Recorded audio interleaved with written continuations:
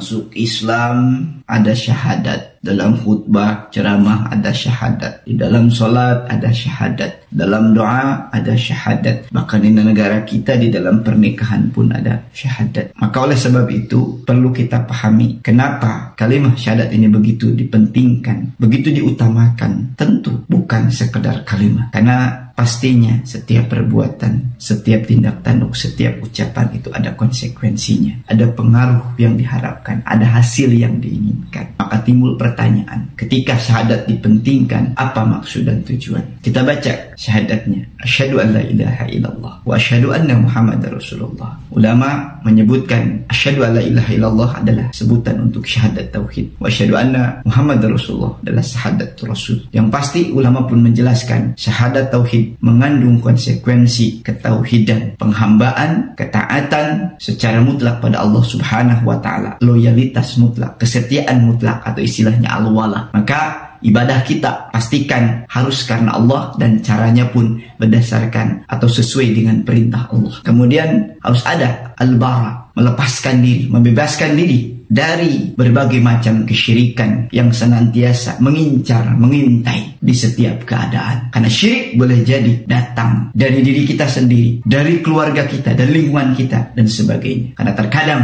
kita melakukan sesuatu tidak murni karena Allah. Terkadang kita melakukan sesuatu tidak mengharap ridho Allah. Karena terkadang kita melakukan sesuatu lebih terpengaruh kepada orang lain, keadaan, atau persoalan. Maka oleh sebab itu, pastikan apa yang kita lakukan semua itu hanya untuk Allah dan di jalan Allah. Artinya menurut cara-cara Allah. Itu konsekuensi dari syahadat tauhid. Berikutnya syahadat Rasul. Ulama menegaskan syahadat Rasul mengandung konsekuensi, harus menghasilkan pengaruh, harus menghasilkan akibat. Apa? Kita meneladani Rasulullah. Jangan sampai kita ini beramal apapun itu amalannya dengan tidak memperhatikan apa yang Rasul contohkan. Karena man amila amalan laisa alaihi amruna fahuwa raddun. Setiap amalan yang diada-adakan maka itu akan ditolak.